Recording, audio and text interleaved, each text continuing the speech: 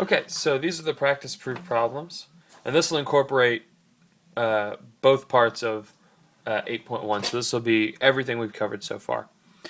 So looking at this first problem, okay, what pattern do I see that I can do? Well, one thing I always know is that when I have a conjunction, I can go ahead and break that apart. I can use simplification. So just as a good rule of thumb, I always just break apart my conjunction every time. One simp. Even if I don't need both parts, you don't get in trouble for using an extra step or anything like that. You never know when it might come in handy later on, especially on these longer proofs. It's good just to have it. So now that I've got that line 1 broken up, because that's what simplification allows me to do, it allows me to break up a conjunction onto separate lines. Now what can I do?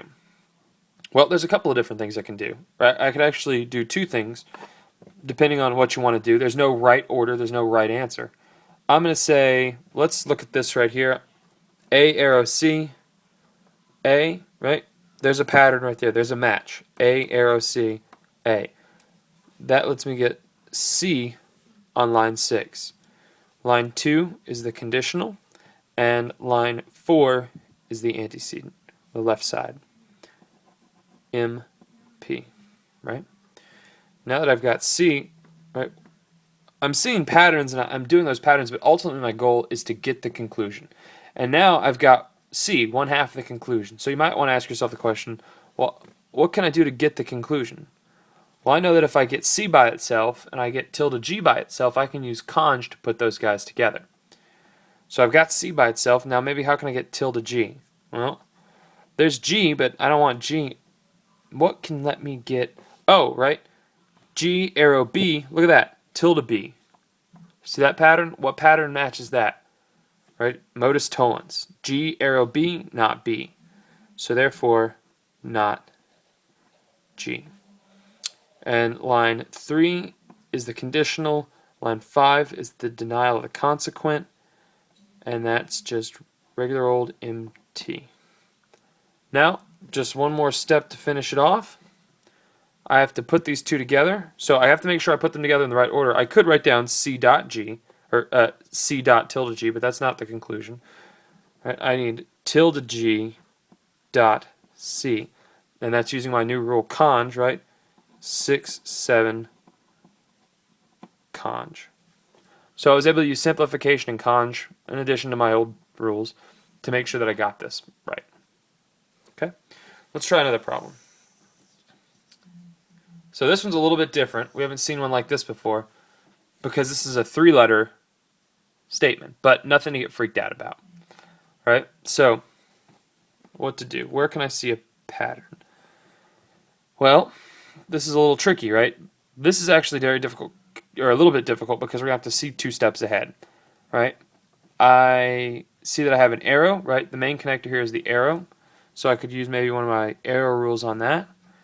I have R, but I can't really do anything. I have an wedge, but I don't have one of the sides for DS. I don't have tilde B or tilde P floating around, so, well, I have tilde P right here, but I can't go do DS, right? Because that's not by itself, right? So maybe if I got tilde P by itself, then I could do DS, but I don't have it right now. So let's see. Well, I really want that tilde P because look, the conclusion is B wedge Q.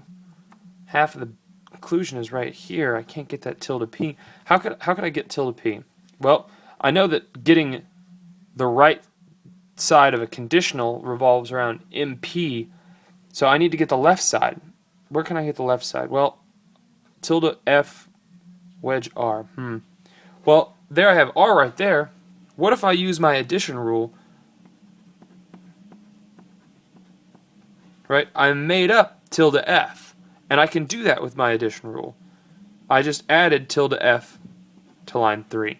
That's one of the most common usage of the addition rule, is to add something to make the left side of an arrow, specifically for the purposes of doing modus ponens. Right? Now that I have a match for my left side of line 1, I can get tilde P out of there from line 1 and 4 modus ponens. Line 1 is the big conditional. Line 4 is the left side, right? I have a match. And if I have the left, I can get the right. So now that I have tilde p, 6, well, look, again, originally I had to match B wedge P, not P, so that lets me get B on line 6. So 2 and 5, DS, right? Got to see those patterns. The only way to start getting good at seeing those patterns is just do a lot of practice problems.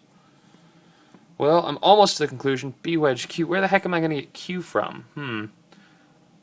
Any ideas where I can get Q from? Answer: make it up, right, with my addition rule. It allows me to make up half of a disjunction. So in this case, B, right, from line 6, that's the part I didn't make up. I rewrote line 6, wedge, make something up. And that's my addition rule. Right? So I got to use add there. A big lesson from this problem is this step right here. Using addition to make the left side of an arrow for modus ponens. It's going to come up a lot. So here's another one. Right, again, got that P wedge Q going on. There's a lot going on here. What can I do? What kind of matches do you see? This is one of those where you're probably going to scratch your head for a while, and if you don't do enough practice problems, you might not get this one right, even though it's really straightforward. And that's because this is a constructive dilemma problem. Right? It's hard to see because it takes 3 lines.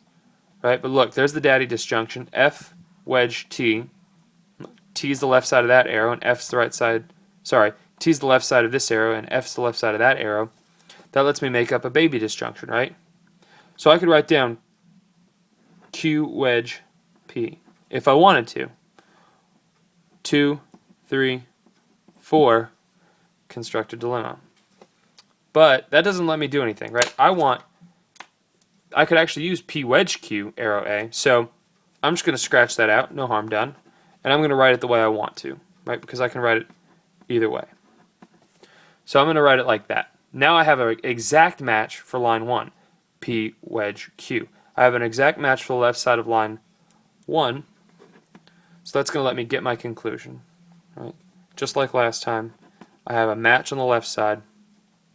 Line 1 is my arrow, line 5 is my antecedent, and that's just modus ponens. So again, it's a lot to take in. Go back, do these, copy down these practice problems, mix them up, do them on your own. Got to go to the web tutor. 8.1c is going to be your best friend. You don't know how good you are at proofs until you actually sit down and do the proofs and force yourself to look at it. I know it's a pain, but that's really the best way of doing it. So review this video, but then get to the web tutor and do those practice problems. And after you master this, then move on to the equivalency rules. Okay, good luck.